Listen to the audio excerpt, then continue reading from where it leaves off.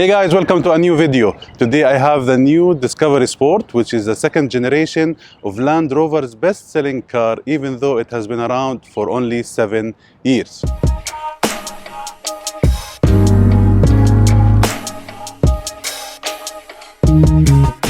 The car was given a mild facelift. At the front we see a new grille, new bumper and new sleeker LED lights. The car looks nicer and sportier than before.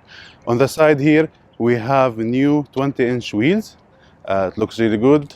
All in all, the car looks really nice. In the back we have new LED lights and a new bumper. So all in all, the car looks nicer than before.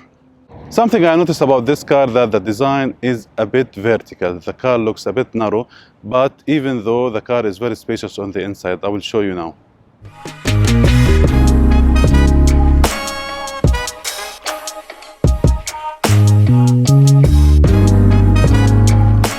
The tailgate opens and closes electrically, and you can do this by a button that's available here, or the remote control, or from a hidden button under the steering wheel.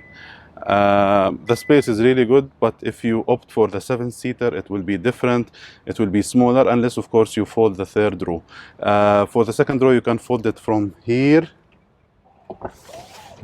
You can see they go down, but you have to push them down, so you have to go around to make them a little bit flatter, but it's not practical, but that's what you have.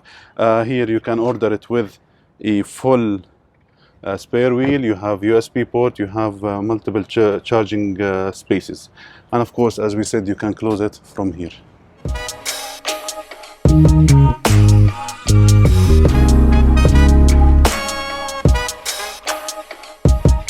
On the inside there has been few changes. Now the interior looks really cool and elegant and simple. I really like it. It's not cluttered at all. All in all, looks really nice. One of my favorite bits about this car is the new central console. I've seen this on the Velar before and I loved it. It looks really cool and elegant. Here you can change the temperature, but if you press this one you can change the speed of the fan. Same thing goes here. You can change the temperature, or you can choose the driving mode. It looks really cool. Same thing goes for the buttons on the steering wheel.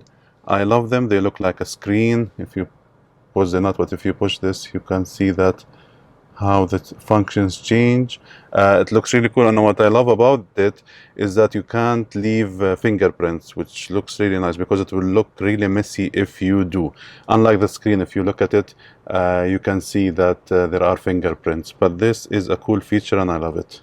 One of the new features in this car is the wireless phone charger. It's available here. You can put it there and then it will start charging, as you can see. Another new feature is the rear view mirror. As you can see, the rear window is a little bit narrow, so you can't see much out of it. So it's a good thing that they added this feature. It turns into a screen. You can see live from the camera in the rear. So this is really helpful. Among the new features also is the built-in Set Nav. They added it. It's really cool. I used it and it's very useful. I love how it shows you renderings of buildings around you. It can show you even real photos from these buildings, so it looks really cool. And because you can add a SIM card, you can have some traffic updates while you're driving. The car comes with a 10.2-inch touchscreen. I think it should be bigger in the future. This is an expensive car, so they should look after that issue. You have built-in Apple CarPlay and Android Auto to use them with your phone. Some of the things that I would like to highlight, that the rear window doesn't go all the way down, which is a bit annoying. The panoramic sunroof, it's really cool and it's really big and I love it, but it doesn't open, so that's another annoying thing. The armrest is really good. I like it. It's very comfortable and very useful. Now you have this tray you can add here. You can put your phone or anything else, or you can remove it and you have your cup holders. And the other thing is that you can remove these cup holders all together and have extra space. So I think this is a useful feature, and I like that they give you different options. The second row is spacious. I think that you have enough head space and leg space. I think I sat there and it was comfortable for me. I like how you can recline the seats or you can slide them front or back to have a better sitting area. Another thing to mention is that you have multiple USB ports around the car, and I like the fact that the doors have big storage units.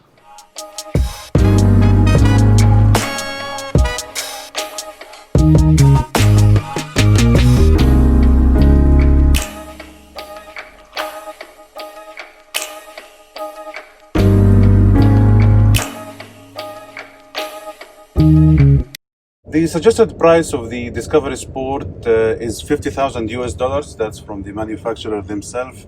And the one we're driving today, the R Dynamic HSE, should be around $70,000 US, which is quite pricey. I think the car is expensive.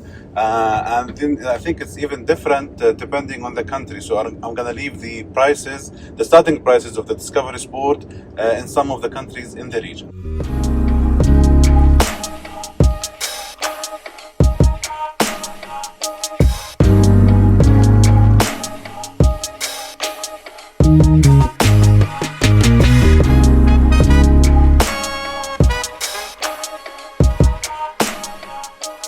I've been driving this car for about 3 days now, and I wasn't impressed by the engine at all. It's a 2-liter 4-cylinder turbocharged engine. It was a bit aggressive in a weird way while accelerating if you are on the auto driving mode. If you are on the comfort, the car felt a bit more restrained. It wasn't nice to drive. I think they should offer a V6 naturally aspirated engine that will make it sportier, because it's sport at the end of the day. That's my opinion in this engine. The car is very comfortable and quiet on the road. I really like that. That's a good thing. Land Rover cars are all about off-roading. They're known for their capabilities. They're exceptional at that thing. But unfortunately, the man from Land Rover told me that I can't go off-roading. They were worried that I might scratch one of the wheels, so I'm not gonna do that. But if you search on YouTube, you will find lots of videos about off-roading in Land Rovers. This car has very limited safety features. So you have the lane departure warning and prevention system, so the car will push itself back in the lane.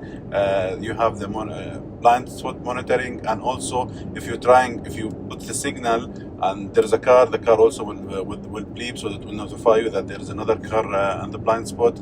And you have the forward collision warning system. That's also handy. All in all, I think the car is elegant. It's nice. It have a few features. I didn't like the engine, to be honest. The AC wasn't that great as well. And I think it's a bit pricey. But what do you think? I mean, for this price, I would love to have a head-up display. I would love to have a 360-degree camera. All these things are not there. And for this price, I think they should add them.